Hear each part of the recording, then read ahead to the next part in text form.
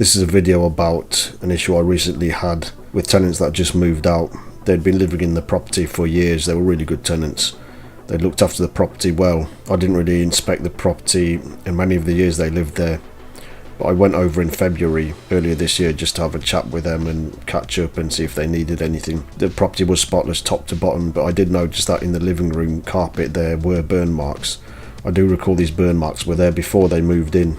I then asked as to whether they want me to have the carpet repaired or replaced, but they instantly said no, it was alright, which I did find to be slightly odd because they kept the rest of the place pretty much spotless. Due to me having to sell the property, they have had to move out, and upon moving out I went back in to check out the property. Everything seemed fine, but then I noticed that in the same living room carpet on the other side of the room there was a huge burn mark from an iron. This was not there before, and I'm quite sure they did this.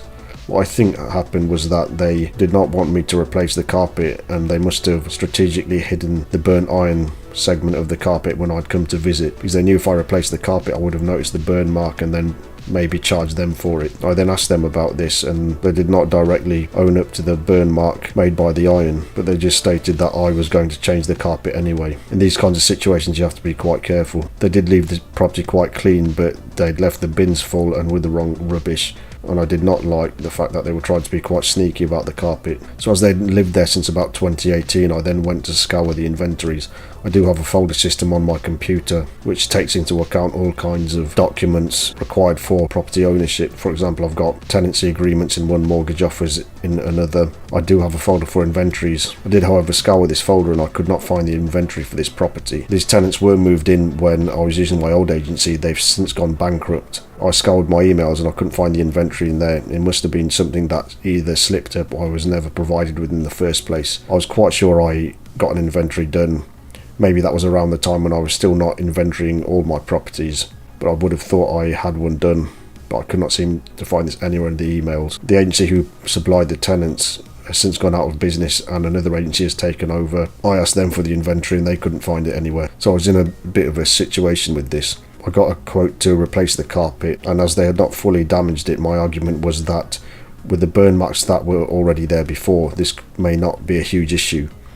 But now the fact that they've put a huge burn mark from an iron on the other side of the carpet, this was a significant issue, and I cannot simply move tenants in to a property like this. So I decided to pay for the replacement of the carpet, which is about £280. But I made a case to the DPS, Deposit Protection Scheme, the people who keep the tenant deposit. I stated that I wanted the tenants to pay for half the replacement of the carpet as they were responsible for the hugest burn mark. But obviously I could not find the inventory from when they moved in, so I needed to prove this. I then scoured all photos I had of this property.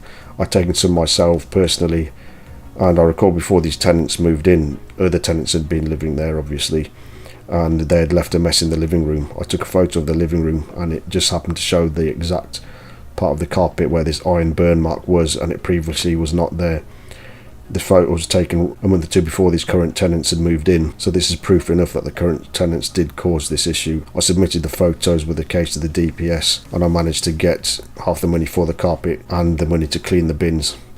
You have to be very careful in these kinds of situations. I had a property where a tenant moved out a couple of years ago and they left the property in quite a mess. I had to pay £600 to clean it, and I sent the inventory to the DPS from when they had moved in, and as I thought from when they had moved out. But instead of the inventory for when they had moved out, I had accidentally sent an inspection report before they moved out, and this threw the whole case off.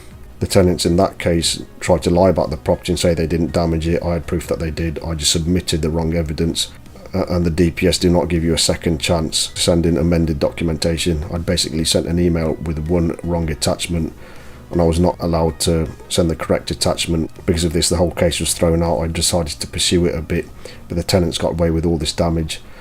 Speaking to the Citizens Advice Bureau, I could have taken these tenants to court, but then it was not worth the hassle. The agency had been managing that property properly, but it was just due to the fact that I submitted one piece of evidence erroneously, and it caused a £600 loss. So you have to be very careful in these sorts of situations.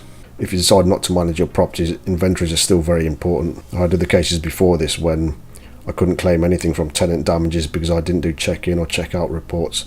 So please bear in mind that whenever you move anyone into your property, then it's important to record these things, because you never know what kind of damage tenants are going to cause. Even tenants who appear to be trustworthy and clean when they move in can cause problems upon exit. Please like and follow. Thanks for listening. See you in the next video.